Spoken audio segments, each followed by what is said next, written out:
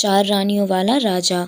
एक बार की बात है, एक रईस राजा था जिसकी चार रानियां थीं। वो अपनी चौथी रानी को सबसे ज़्यादा प्यार करता था। उसे महंगे कपड़ों से लादे रहता और बेहतरीन खाना खिलाता था। वो उसे केवल अच्छा देता था। वो अपनी तीसरी रानी से भी बहुत प्यार करता था और उसका आसपास के राज्यों में बखान करता था, मगर उसे डर था कि वो उसे एक दिन किसी और के लिए छोड़ देगी। वो अपनी दूसरी पत्नी से भी प्यार करता था और वो उसकी हमराज थी, तो वो उसे बताता था ताकि वो राजा को उस परेशानी का हल बता सके। राजा की पहली पत्नी राजा की सबसे वफादार थी और राज्य और उसकी दौलत बढ़ाने में बहुत मदद करती थी, मगर वह अपनी पहली पत्नी से प्यार नहीं करता था। एक बार राजा बीमार पड़ गया और उसे समझ आ गया कि उसके पास समय बहुत कम है। इसलिए उसने अपनी चौथी पत्नी से पूछा कि मैंने सबसे ज़्यादा तुमसे प्यार किया और तुम्हें सबसे बेहतरीन चीज़ों से नवाजा है, तुम्हारा सबसे ज़्यादा ध्यान रखा है। अब जब मैं मरने जा रहा हूँ, क्या तुम मेरा साथ देने के लिए मेरे साथ चलोगी? तब उसकी चौथी पत्नी ने जवाब दिया कि बिल्कुल नहीं।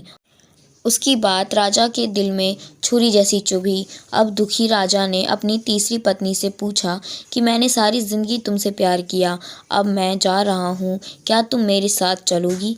नहीं, ऐसा तीसरी पत्नी ने जवाब दिया। ज़िंदगी बहुत अच्छी है और जब तुम मरोगे तो मैं दोबारा से शादी करूँगी। अब राजा का दिल बैठ गया था और वो अब ठंडा पड़ गया था। फिर उसने अपनी दूसरी पत्नी से पूछा, मैंने हमेशा ज़रूरत के वक्त तुमसे मदद मांगी और तुमने भी हमेशा मेरा साथ भी दिया, लेकिन अब जब मैं मरूंगा, क्या तुम मेरा साथ देने मेरे साथ आओगी? माफ़ करना, इस बार मैं तुम्हारी मदद नहीं कर सकती।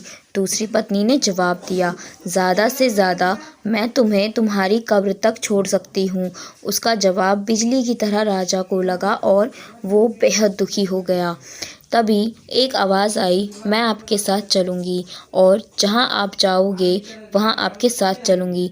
राजा ने अपनी नज़र घुमाई तो उसकी पहली पत्नी खड़ी थी। वो बेहद कमज़ोर थी क्योंकि वो खाती नहीं थी। दुख से भरकर राजा ने कहा कि जब मेरे पास मौका था तब मुझे तुम्हारा बेहतर ध्यान रखना चाहिए था। दोस्तों, इस कहानी से हमें यह सीखने को मिलता है कि हमारी चौथी पत्नी हमारा शरीर है। हम चाहे इसे सजाने धजाने में कितना भी दिल लगाए, मृत्यु के समय ये हमें छोड़ जाएगा।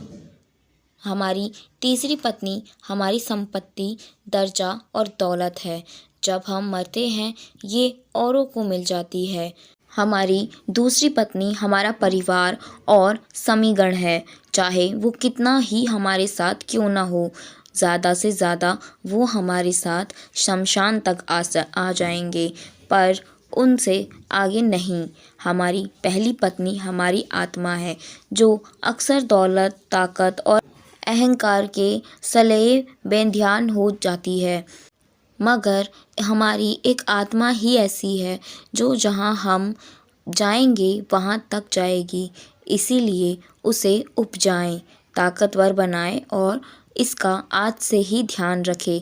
यही दुनिया में आपका सबसे बड़ा तोहफा है। तो दोस्तों, उम्मीद करती हूँ कि आज की कहानी से भी आपने कुछ ना कुछ सीख ज़रूर सीखा होगा। तो और भी ऐसी कहानियों के लिए आप हमारे चैनल को सब्सक्राइब ज़रूर कीजिएगा। वीडियो को लाइक, शेयर, कमेंट ज़रूर कीजिएगा। तो चलिए मिलते हैं हम अगली वीडियो में।